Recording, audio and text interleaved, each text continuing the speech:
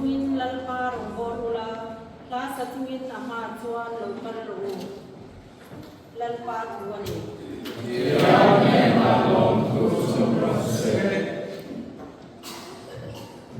ichong jaya mo o lalpa kan pathian min amai tu iman songa kan dong zong songa long thu kan chila je he ni limong tak long tura mun sang sama min suai ko mangin kan loma abi kanin kan biswa tu ta most reverend Stephen Memory Rokwa kan zi halotela he jumili lomna amen rokwa the wangin thinlung takin lo thu kan chila je ithara pathom saka kan ongzel theinan kan di le he program hot sai tu zong zong te nangin ale nam takin imal so na han ru turin kan ne na je he hi kan pa isu kristan ni kan di le amen.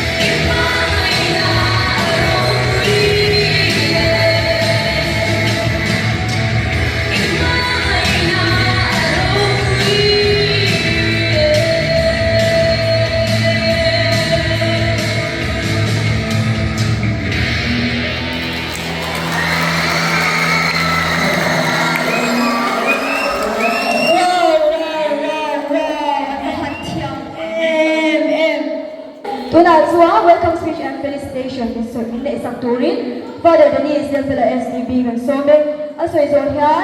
Jubilee is our birthday. We're doing Turin. Okay.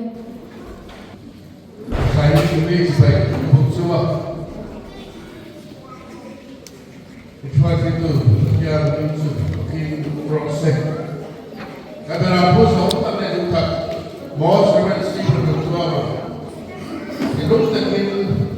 kalau loh siapa, kalau tak penting bagi kalau tak sedih, masih ni bukan sah, awalnya kenapa? Kamu sudah kaji poin itu kerana dia yang seperti, yang beri lomba self possibility ka kasi buat mungkin kalau lomba ni. Red Paddles kalau dosis SDB selection provincial look again Roma actually he partially about fitna pay about the area Jubilee got shot to Ali and I will be again but also there Gandaya Ali here in the Kevin the third Roma Kanolo the Ali Father, Kuchinga, Kaluloma, Father, embassies, and provincial Pulau Hi, and province of Sri Zinga, out of that,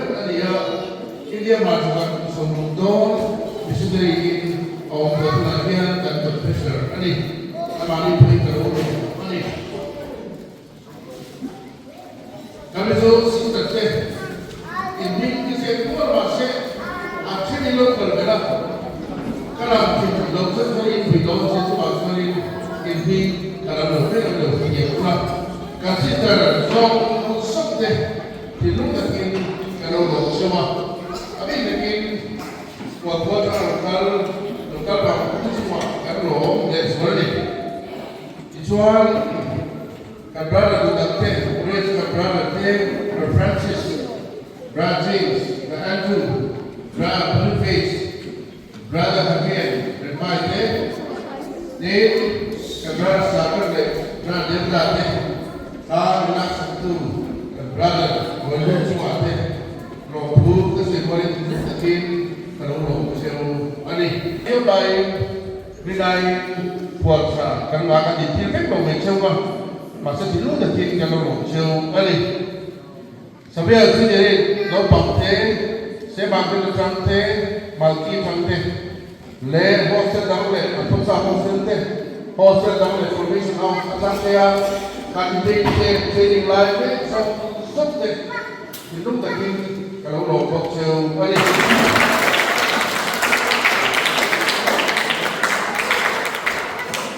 Residential mass minister. Kami seperti wilayah wilayah untuk masalah. Kali COVID terjadi jadi ini. Kita berpikir berapa kita berpikir rumah di dan soal di lain berbagai rumah di sana. Kau sekarang perempuan sudah berpikir itu lagi. Hanya di sana show. Mati kau mati mulai sulit. Mulai, oke? Mulai kan? Ada ini kado singa, oktober, ada yang lagi, bisa dimati.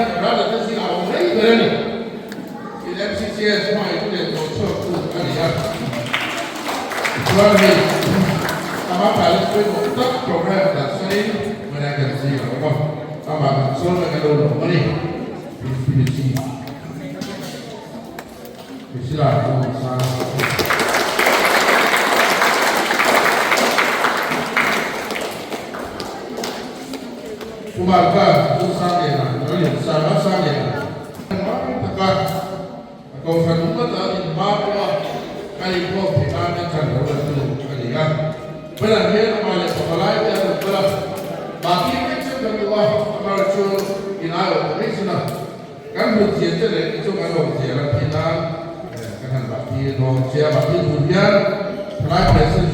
Turi Boya. So, Ali.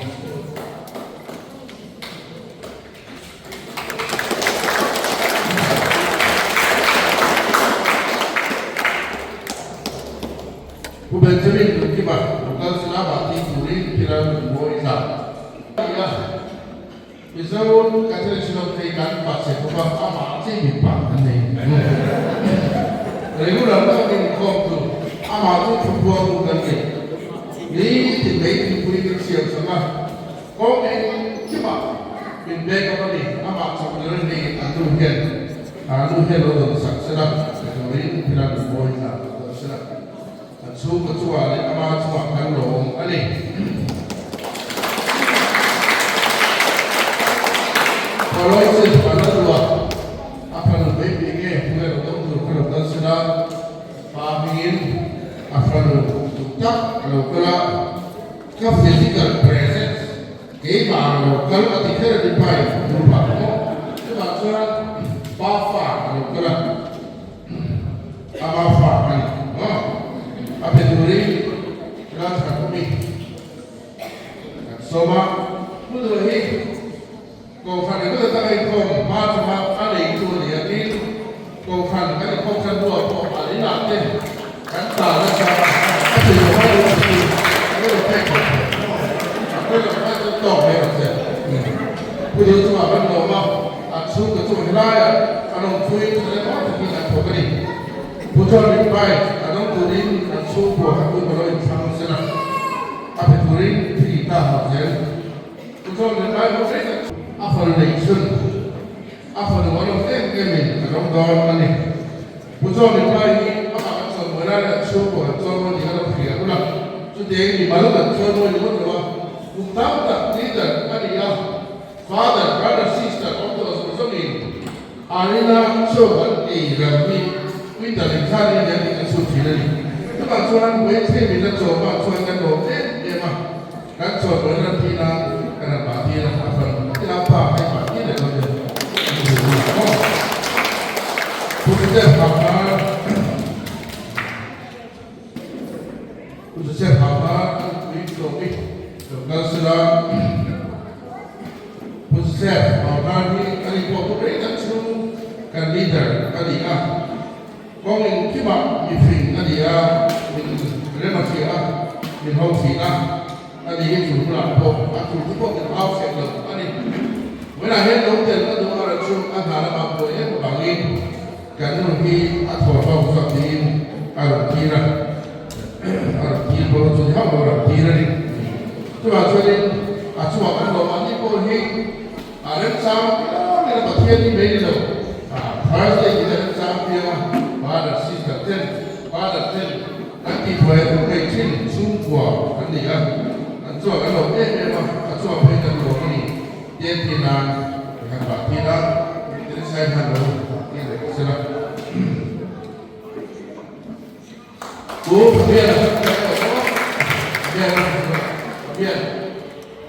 Biar ini mereka tu Vice President dia, bukan tak ada ya. Dengar apa yang Tina bilang. Tuan ini aman tuan, Brother James Kamu, Brother James. Brother James, one of the great brothers, kalau Paul orang tu kan, ani besok Regia, kalau besok Regia kalau Cina, ani kalau Paul, ani.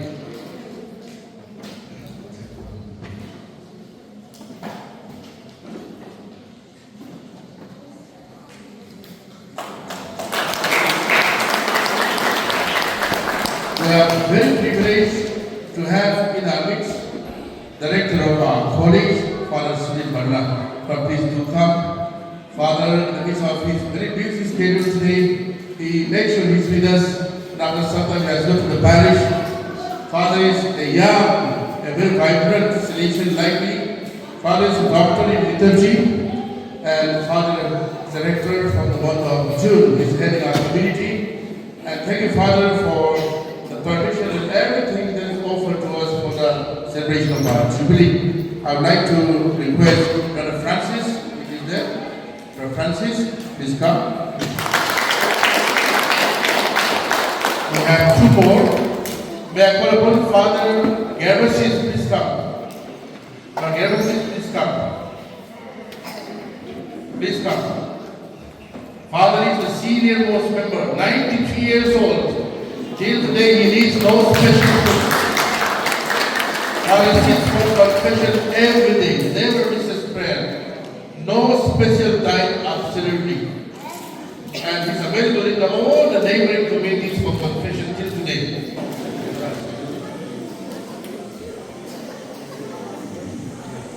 I would like to request Bishop to honor Father.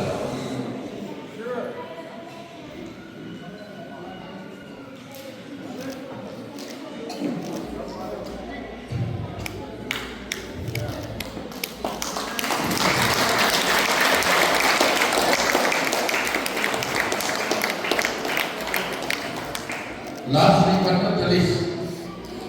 atau gerak ever di seorang ini, apakah sebab ini berdasarkan kebutuhan itu, artinya kalau untuk terlibat itu orang itu. Nah, Pak Provincial will do the honor for me. Maafkan saya dua last but not the least dia cuma dia Jubilee dia kita akan mati kacau le apa itu apa itu ben Jubilee chairman Father Dennis dan Dr. Sewari dia yang Felicity Wah Mahi Sayakane elai pula mereka museum director dia Dinso museum kecil di Rumput Watati tourist destination itu Shilong macam cuma so pas teoma betul cisang awal cuma MCCS atau lebih in pas mantu ada hiarin maksudnya itu petnya dia dalam sekitar kecuali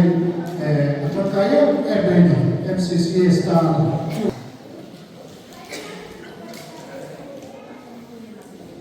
udah pegang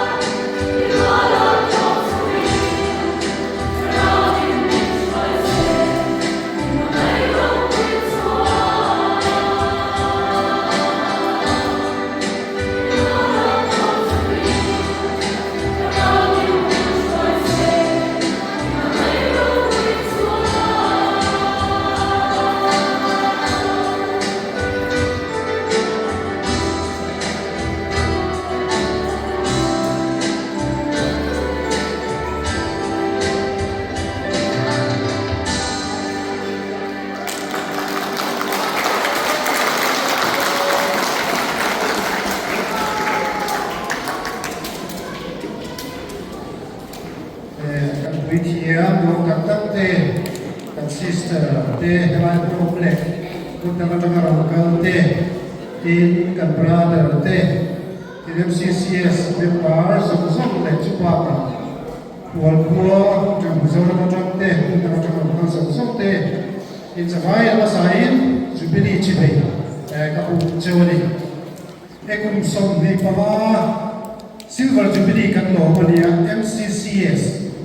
Mizo Catholic Community Shillong area Father Dennis Naron Soinom Khanin Jubilee Katlong Mapo Yanin Mizo Catholic Chikano Kawari Ten program for the China East Ten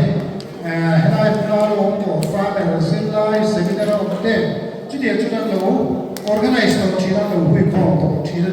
Amai ro chu silver jubilee kan lo mo chan kan chu MCCS kan ti taka Mizo Catholic Community Shillong along ti chala hi 98 99 saga chu bosom wa pariat saga chu bosom wa pakwa board chu fel ka ania chu wa chu tin mas kan nei regular chala ani ba ahun poi mo ta pe ni va in te dia kan kan ko MCCS ka pa ma ya ti va in lom kha a try ka ria chu wa chu la lom kha kan siama ti chuan he fa ta ni san chairman ni chu ye tan hui ko ma ye he ge ge post se cha ka no ti aro hui e ka dia jubilee ka to ma ta ga MCCS Jubilee Group MCCS group kan na thoda te le thil kana ti ve la cha kha ki chuan a lo tin to sa ka mai ka kan puas sai na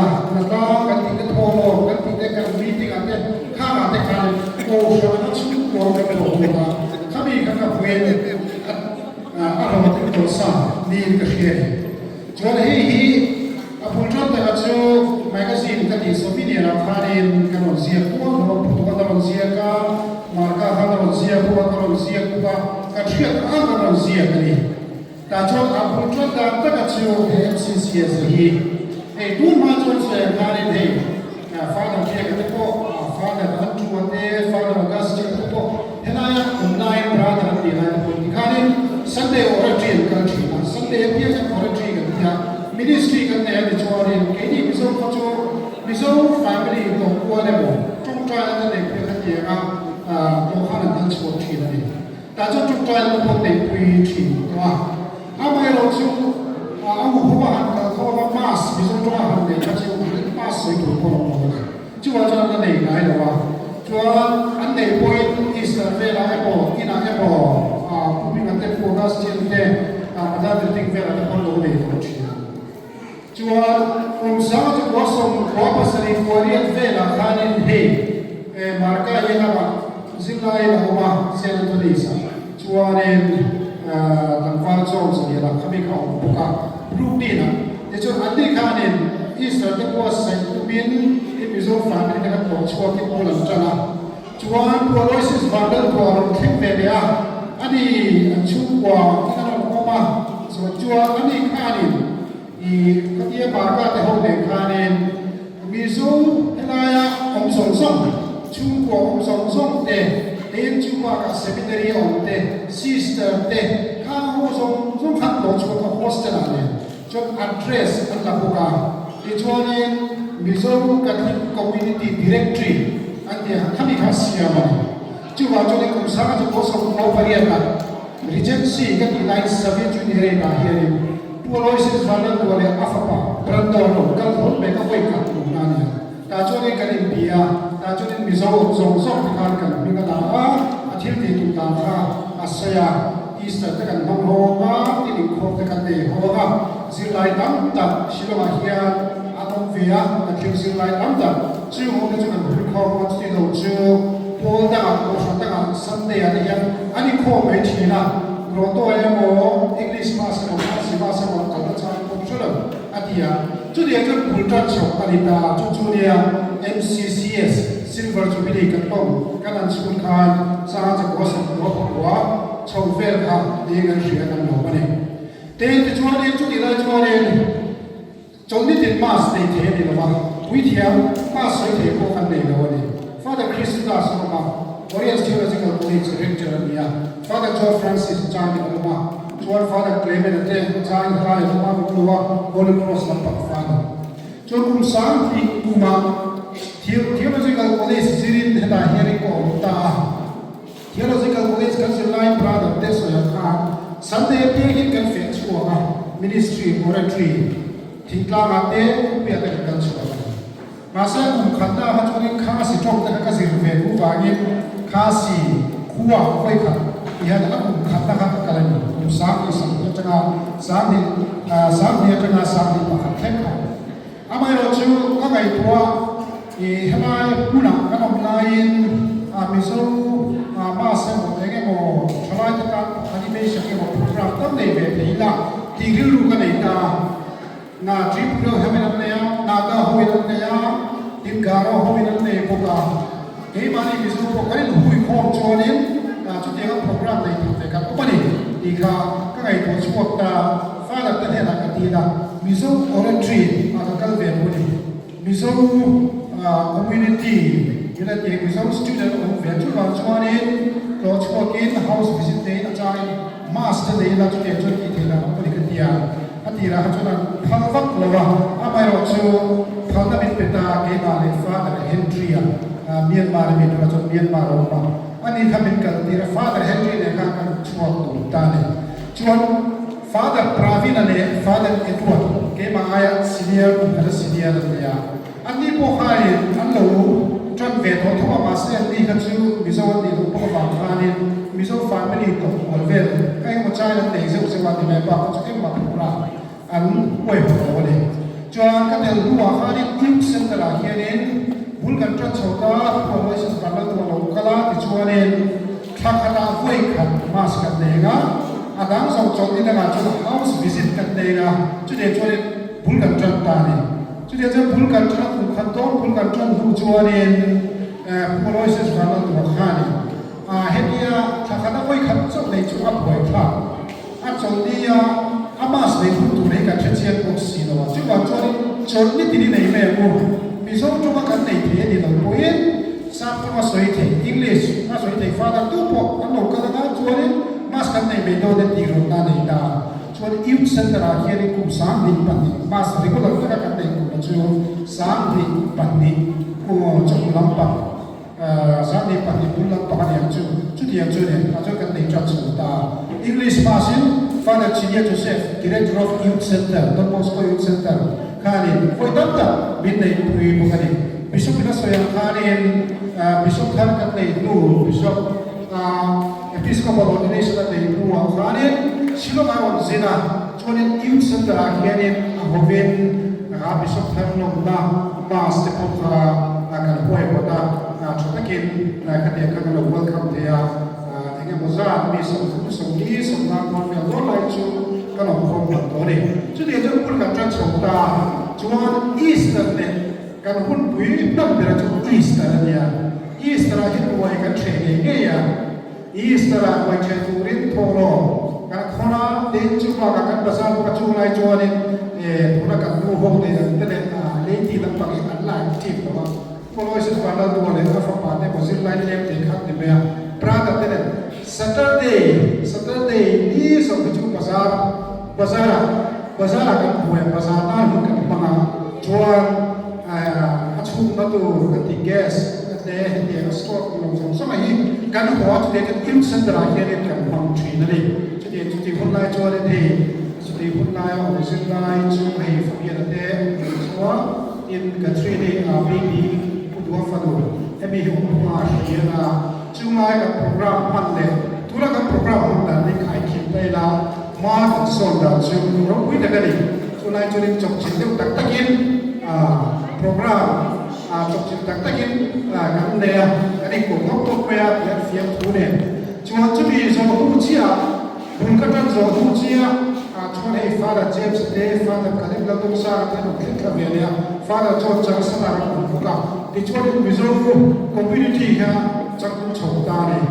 chang ka lo hu po ti khani ni da ko ma brother ne u tu te mo se la ti chuan ni chat na ko vin tum thlagin he ti ang hian bi zo mas kan lo de the ta mizo community de youth center atangin une ka bochan ka lo thua kum sam ni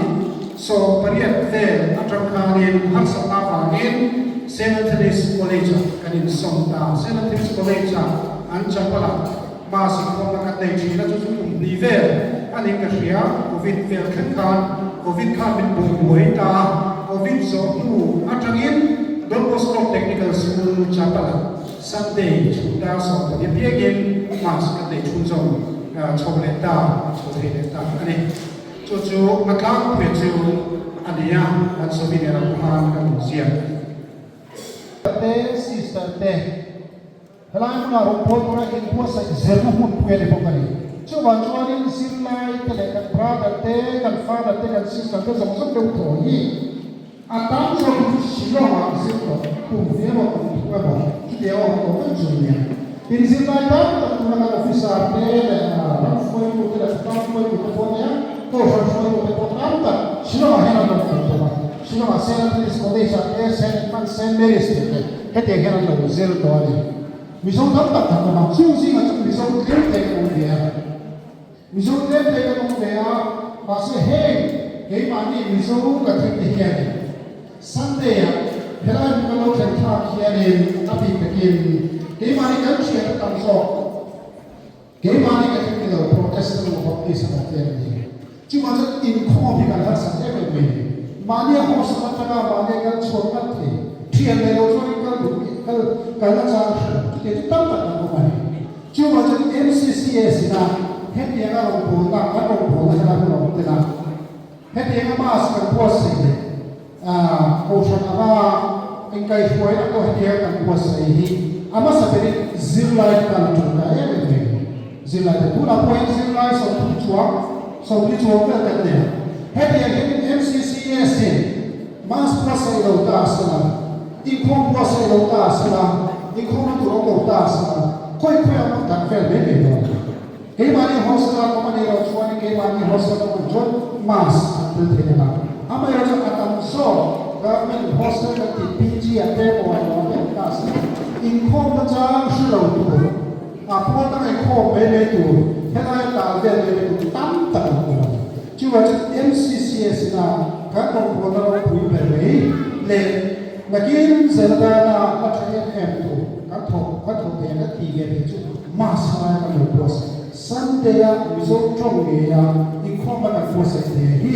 zirla ta ta na ku ni ma ku ti ma a then chu ku ba ta ko he ko ta ke kan ro zo ta ro pui be chi wa jo ni hela ya chu kwa om te brother and sister te hela ya na thing to ba te na ko se hi dam tak ta ke ma ne ka thik kina kan suai tu te le ko sa ke ram suai tu te lai le kasir ke ma ke tu te ta nia a tham kai ka ro bo ka ro bu are ka apa sa te ya ko te chu ba ka sa kha ni chilo mu hi zirna mun hui ani ani bisop ka sa kha ni ka thik mun hui ni ko ka the ka le hui pai kan ya tin ka thik atam so asa ve le ko ha te chu lai ma chu kha sa si ka po ni to ma ke chu ba chu ni helai pura he helai mu hi ka thik se na mun hui brother te sister te father te to te an se na mun hui theological college pa ni ma second theological college to na ma hun le Orient theological college ma Christ college philosophy se na pura ko ka in aspire te kan ti te lakina puithiam ni tu te sister ni tu te sirna hun ani chu ba chu ti am bi chu mi so tam ta ka ro ko ka mi so tam ta ka he mi na ro ko ro i po sai me le ro ko mi so na ka ro ko pa hela ya ko mi ta te hian MCCS man so na chu ba chu ni hela ko ro na local so te pe ki MCCS chu ko chu ma pro ya lo tu ka so ma religious puithiam te father te brother te ni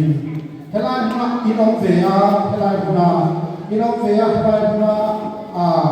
ini na ka lo le lu te ni lo wel kama e to ni lo boss sa te helai ma inong ve hi ke ni tan mal so tam ta ka dia ni pa ni tan po chan chin cha ania hin rom bo ko le boss sa ne ke ka brother te and sister ka atun ka ye อันนี้บัวเสร็จตัวรบบัวตัวอะไรบัวเสร็จนะมิโซรามันโหดนะบุคคลนะกันเลยตัวนั้นอันนั้นเขาเห็นตัวรบตัวนี้เห็นไหมคนนั้นองค์นายห้องสิ่งที่เนี่ยจะโพสต์เลยมั้งจงใจกันเลยจะโพสต์เลยมั้งที่เองมิโซราที่กันที่ไงสักก็อันนี้ชัวร์นี่ไงตัวนั้นชัวร์เลยที่ประกาศว่าชัวร์อันนี้ชัวร์ตัวพวกที่เนี่ยเราไม่รู้นะอันเป็นอะไรที่ว่าไงอันเป็นอะไรที่ว่าเราพวกที่เนี่ยถ้าเกิดที่รู้กันนี่บางคนนับเป็นเซลล์ตัวนี่ไว้เดียวกันเฮียนี่ผู้เลี้ยงส่วนนี้ผู้เลี้ยงส่วนนี้รินนะกัทลิกรินนะจักโซ่เนี่ยมันนำเป็นรำพูนหัวเก็บให้เราดูเรื่องโซ่เจ้าไว้เนี่ยเราก็ไปดังแต่หาสักเราก็เนี่ยหาสักกันเชียมีสวิงของสันเดียกันอีกของเฮียนี่มีส่งดีกันอีกสักนั้นทรัพย์มีส่งดีกันดีจ้าเทวมาวิ่งส่งที่มากันดูกันนั่นจะเพย์กันชัวร์นี่มีส่งปากมีส่งดีวันนั้นพวกกันเนี่ยจะเดี๋ยวช่วยกันกันชัวร์นี่ที่ว่าจะกันสบายแห้งกันป่วยบัวมาเชียวที่มันแต่ละสันเดย์กันจะเดือดเบค่ะขันเราหัวเราคุยกันนี่มีดังที่กันที่ผู้นี่มีดังที่กันที่กินนะกันที่เห็นนี่กันก็เดือดเบรหมดไปที่ว่าจะเกี่ยมันที่เท่าหิป่วยบัวเกี่ยมันที่เท่าป่วยบัวช่วงวันนั้นหาสัตย์ในเวทีฉันชูกำลังเดือดฟ้าฉันชูสวยคารินตรงเทียบโลเต้เทียบบังโลเต้กันเดียเดี๋ยวจะหาสัตย์กันนี่อามาอยากจะพูดซิลเวอร์ที่พลิกกันลงมาตรงนี้ช่วงขัดกันดีนะคอมมูนิตี้ปักขัดกันดีนะให้มีกันในลุงรัวละเต้กันในอูน่าละเต้กันในไอ้ตัวไหนเต้ที่เงินเสละชักเลสวันนี้มาหลังปันเสียตัวนี้ MCCS เมมเบอร์โซ่ส่งไปนรกกันสองฟอกเต้ส่งถึงเจ้าเดี๋ยวเราเด็กกันใส่ไปกันซอยมวยเงี้ยทุกคนเนี่ยให้ซิสเตอร์ช่วยไม่ตัดตัดเต้บราเดอร์ช่วยไม่ตัดตัดเต้อันเต้นลงว่ามาหลังปันที่เดียวกันนี่เฮ้ยมีแต่ให้มีแต่พวกนี้อันพูดว่าเอ็มเอ็นดีพวกนี้อันที่อันโตก็รู้สุ่มเสียตัวเลยมาแล้วสุ่มเสียตัวเองกรอบส่งมาบอกเจ้าเนี่ยช่วยจะช่วยสิ่งที่ตัวเองเสียฮัลโหลแม่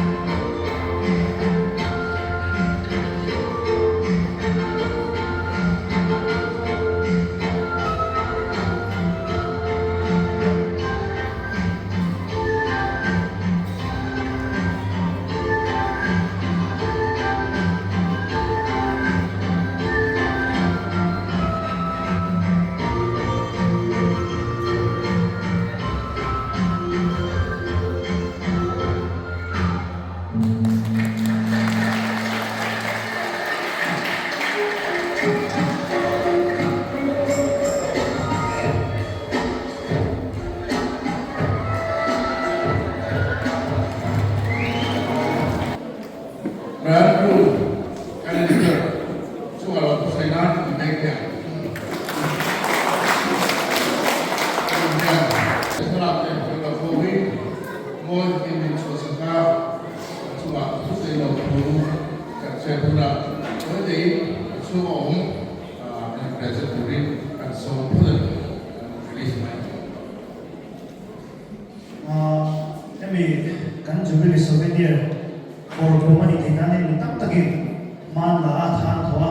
Jadi saya nggak tapi tadi artikel telu tu teh di kan buang dua buang Moses banyak dua teh Father John Joseph teh Father Robert Faustin teh Father Dennis Elfred teh Kumarka dan Sami teh Father Julian Bilfred teh Father Gabriel Barroso teh dia. Ini Hemi MCCS run din suara tele anhun lai til khen song sok de siap tak mai fiat tak mai aram thai la suma tin ta den mo kan saya di kan souvenir hi suma tin ti tik lang de mo tam tak om kan ring amai ro chu tu na kan tu siap de hi kin se la bi kin na kin ta foi na sa la ko den chu pili de mo kan khen ka se na chu ma chu tu men poi mo tak ani kan ringa so wa so happy souvenir for money thina thao to tu so so te arti ka meba ba khala mo te ru te te na iti to ni na mi so a tu se Tuan Kristus Monsieur Billy, he really thought, hey, when I'm up to like, it's going on as young man, we now to give him chatak, like, you know, what the other ones say, the police doesn't come. Kan ini kita kurang hal global ini, kalau tak sesuai yang lo tu sesuai ini, kemudian lo ini, nah, insya mereka mencoba untuk buat ini, sampai yang kira benar, aku kan kristal. Member Fatalite non conhecer dentro bem dos ataques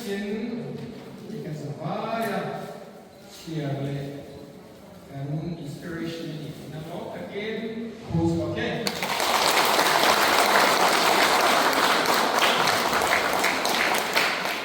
aku pikir sebenarnya bisa berikan ini terkait betul soal belajar belajar yang muncul di sana kalau berbeda kan orang với này special offering yang jasa mungkin tidak terlalu sedih raya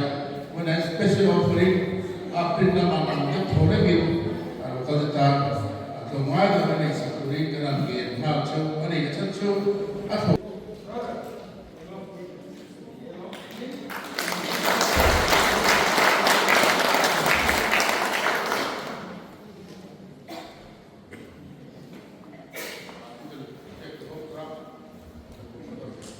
Dosis yang harus silakan.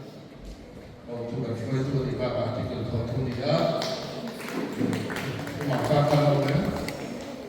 maka kita tetap yang silakan. Aku bisa kita kalau waktu usia kita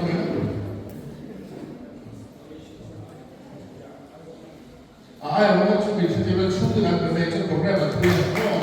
boleh cuci di rumah. Ada tu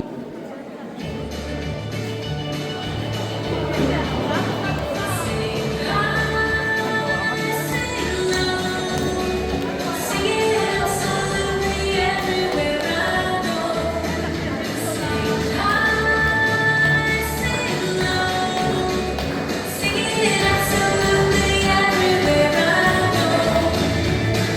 go.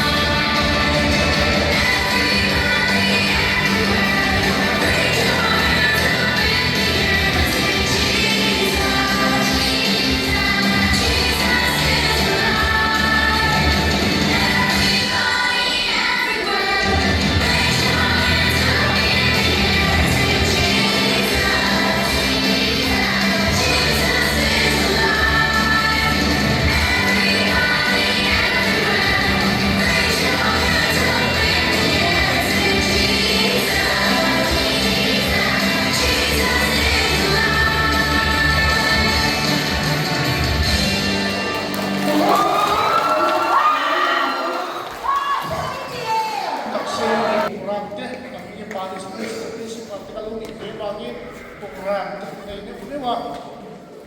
sum lai mấy kalau thâu fangin các ai quay một xe lăn tiêm nàng thì thôi cái là chẳng quay là bị chú hay biết thì cũng có này đó quay cái lea mà xe liên tế thì chỉ là Father thì sẽ xuyên khác tầm lắm anh như là what mà ngày nay quay một bề ra rồi bút xong một thùng sang chỗ nào trên ngày tôi nói là chúng tôi mày học bác sĩ tiên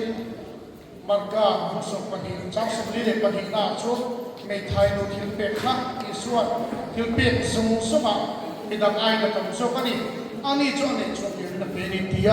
số vàng cái này có rồi sản phải vật lép tế cái này số tầm lâu mà sẽ sang nên niệm ốc cái là what số mình lâu là sự tu luyện thì cũng rất là chúng treo mà phải là cái sự số này cả mà cái quốc cái này là pháp Father can go away. Him trying to get content. Then, Voinia MCCS Silver Jubilee mang thei tura pathian na hun thatak memin pe hi kaloma tin kan soi ko chu hey kei aya choi mo hu zo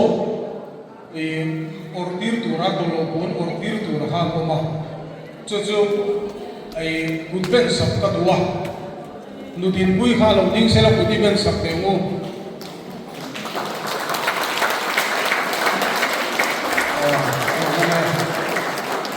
nudin bui om lo se khang hun lai zo zo ma kan ta tho kha kan tin don lo ni pupola ko on chi tu khanin ama hi acha bi bin ber ania ama hi kan on thuina kan on tir thuina chuanin ipu kha vakal ula ka perfect wa i principle ka bui ka khia ati thuina tiang khanin kan tu ram ka ti thei thuina ni ka article 5 chi chuanin in thedona ka soi thui lo mai anga chuan thil hote han soi chu ka duwa ti lai hin ho chi te karil ro ro lam te Success is not a result of a single day hard work. chu ama in thei to lo chu chi mai la a bu lo khi ta chu hui ni he ala ni ka ba lo ta chuan MCCS Mahian Mizo Catholic Action di ka Namaste of Yuna Mizo Catholic Action kami Mizo community here ni mass nei actually la ti ha thu ku ya chu sa chen ni na kan nei so wa chu ta chu ni ka ri ro ka nei ko chu chu mi sa bi nei mo chu sa mo chu chan ni ani ti ka thu ku ya ka kan hui chu na chu mun lai chu happy la ya St. Mary's School here in Mizo Church Koma. So Mizo the Presbyterian Koma was a new baptism Koma. Stephen Mola Koma. That's only any qualification of Masa Mekani Wangin, Kedi Alu Pado Masa more serious than Nia. That's only KGP at Koitun Koma. Mizo Church. Baptism of New Akai Kochi Koma. The Amaka Papa Hamna Sami. Chuan cái trip mo kan ni mo la ni ko yin ai a photo tu kan ni chu ti chuan ni ko rang ni ka sia te mo ma se catholic ko ne mo chu ka par ni ni ni chu ti chuan ma ko la chu na chu ba chu ge ma ni so tong ka tin ni ba chu ni ni he ka chu tu el be ni ko ma vai ni program ni organize ka ni ka lo wa well organized ni ka ya alo ka ni ko ma ya chuan religious communities te zong zong ina he lo te no drama abul tu no support to protect so ate le abi katin dilaya e shiloma lo chen ko sa chung ko lo de ka de na te ko ba ba ka lo na ma so ka ba ka ko ni so ni ke ni te ni chu a ko na a ti ko te so kan ni e a ka kram le aro ko ni sa tu su nang ma ni fe kalau saya boleh mungkin kopi saya yang kalau saya boleh besar kata saya boleh.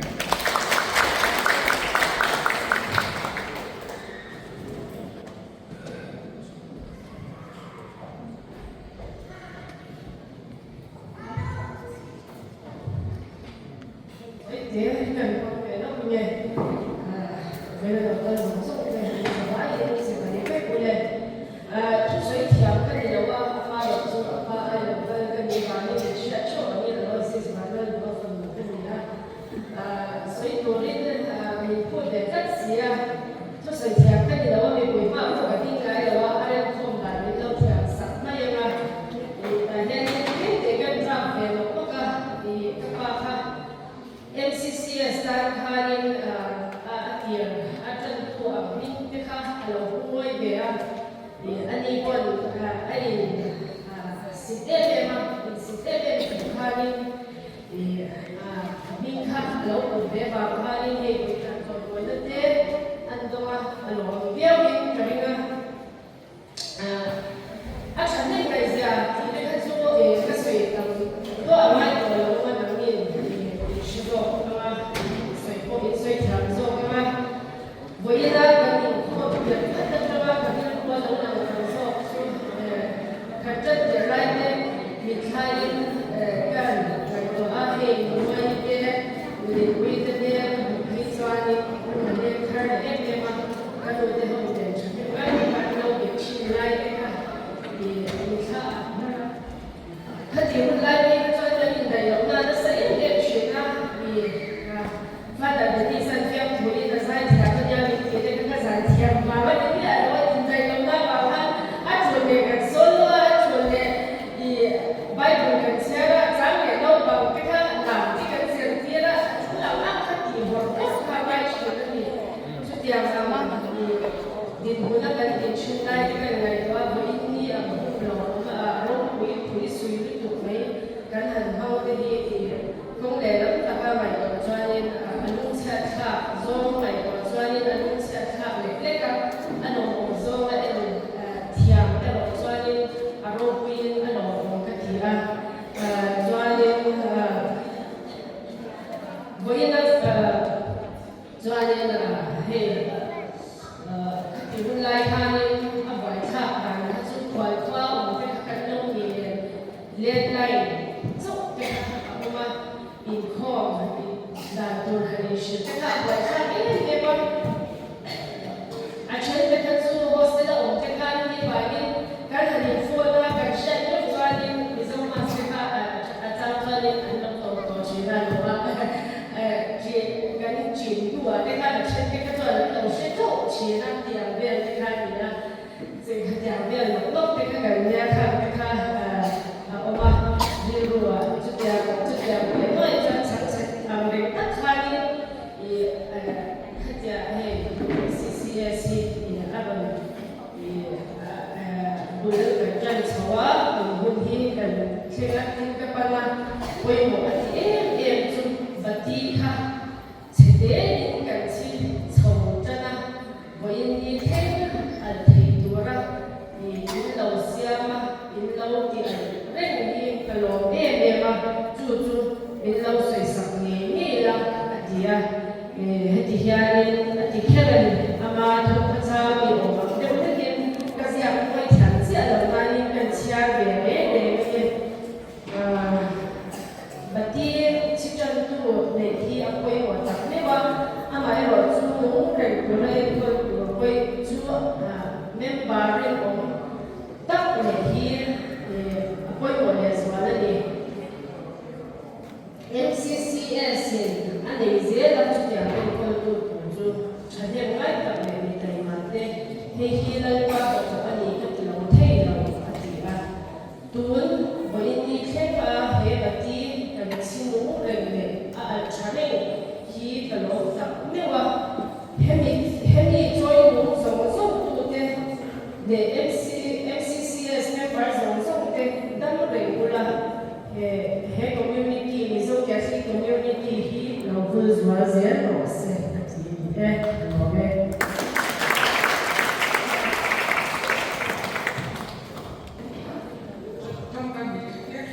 dan suka MCCS ada memang suka mai jalan kaki hariana ayah kalau boleh dia beri dia father dia sister dia di tempat sana hawali apa saja